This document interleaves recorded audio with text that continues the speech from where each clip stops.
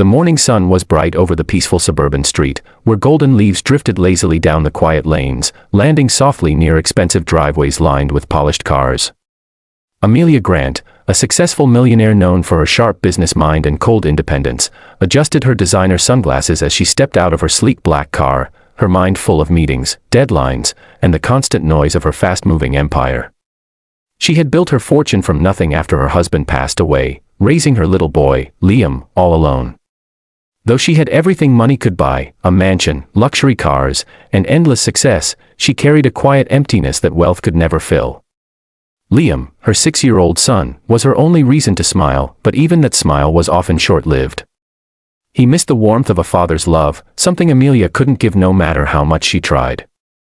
That morning, Liam had begged her to let him ride his small blue bicycle outside while she worked from home, and she had reluctantly agreed, warning him to stay within the driveway. But as fate would have it, a sudden screech of a chain and a small cry of frustration caught Amelia's attention later that day. She walked outside, annoyed at first, only to freeze at the sight before her. There, crouched beside her son's broken bicycle on the sidewalk, was a man she had never seen before, his hands rough but careful, his eyes kind yet tired. He wore a faded white t-shirt and jeans, and beside him sat a small toolkit. Liam stood nearby, watching in awe as the stranger gently fixed the broken chain, speaking softly to him with patience and warmth. Amelia's instinct was to call security. After all, she was cautious about strangers near her son, but something about the man stopped her. His expression wasn't intrusive or strange, it was compassionate, like someone who understood the value of small moments. She stayed quiet for a while, listening. The man said, "There we go, buddy. Sometimes things break, but that doesn't mean they're useless. You just need someone to care enough to fix them." Those words pierced through Amelia's heart unexpectedly. The man wiped his hands and smiled at Liam, encouraging him to try the bike again. The little boy pedaled, and the chain spun smoothly, his laughter filled the air, pure and genuine. Amelia stepped forward, finally speaking, "Excuse me, what are you doing here?" Her tone was sharp but curious. The man stood up quickly, wiping his hands nervously. "I'm sorry, ma'am. I didn't mean to intrude. I was walking my daughter home when I saw your son's bike chain break. I used to fix bikes at a shop before I lost my job, so I thought I could help." Amelia noticed a little girl standing a few feet away, holding a school bag that was slightly torn but neatly mended with thread. She looked shyly at Liam, then smiled. Amelia softened, though she kept her composure. "You could have just called for help," she said. The man nodded. "Maybe. But sometimes, ma'am, people need help right away. And not everyone has someone to call." His words lingered in the air, and for a moment, Amelia had no response. She looked at his hands, rough with calluses, yet full of gentleness. There was something noble about his humility.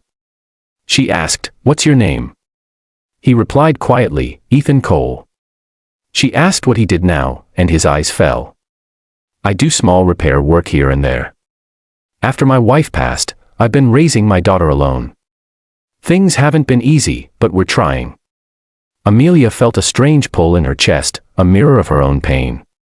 For the first time, she saw herself not as the powerful woman people feared, but as a lonely mother who also understood loss. Liam ran up to Ethan and said, "Thank you, sir. You fixed my bike." Ethan smiled, kneeling to the boy's level. "Just keep riding, little man. And when things break again, remember, you can fix them too." Amelia's eyes misted slightly, though she quickly blinked it away. As Ethan and his daughter turned to leave, she called out, "Wait." They stopped. "You said you do repairs?" she asked. "Yes, ma'am. Anything I can fix, I try to." Amelia thought for a moment and said, "Come by tomorrow morning. I might have some work for you." Ethan nodded politely, his gratitude hidden behind his humble smile. As they walked away, Amelia watched them, her thoughts unusually heavy. That night, she couldn't sleep. Ethan's words echoed in her mind, "Sometimes things break, but that doesn't mean they're useless." She looked around her mansion, filled with things but empty of life. She realized how long she had been trying to buy happiness instead of feeling it. The next morning, when Ethan arrived, she was already waiting outside, coffee in hand. She offered him work repairing the garden fence and some furniture in the backyard. As he worked, Liam played nearby, constantly chatting with him. Amelia observed quietly from her window, and what she saw moved her deeply. Ethan wasn't just fixing things, he was teaching Liam lessons of patience, hope, and effort. Her son had never smiled this much before, not even when she bought him expensive toys. Each day Ethan returned, and slowly, Amelia began to open up. They shared coffee breaks, talked about life, about losing loved ones, about finding strength through pain. She learned that Ethan had once been an engineer before tragedy forced him into odd jobs. Despite his hardships, he never complained.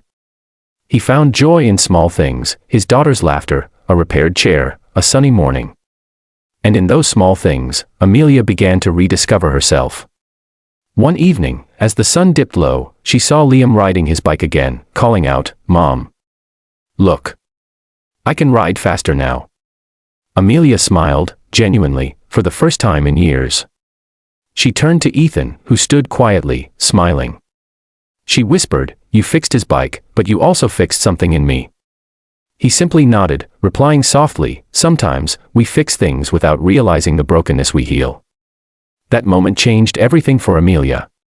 For the first time, she saw that kindness didn't come from wealth, it came from heart. And as the golden sunset bathed them in its warmth, she felt a strange peace she hadn't known since her husband's passing. A single father and a millionaire mother, two broken souls, slowly learning to heal through the innocence of their children and the power of compassion. As Chapter 1 closes, viewers are left with one message echoing deeply: in a world full of riches, it's not money that makes life whole, it's empathy, love, and the courage to care. If you believe that small acts of kindness can change lives, don't forget to subscribe, because Chapter 2 will touch your heart even more deeply and remind you that sometimes, strangers are sent into our lives not by chance, but by purpose.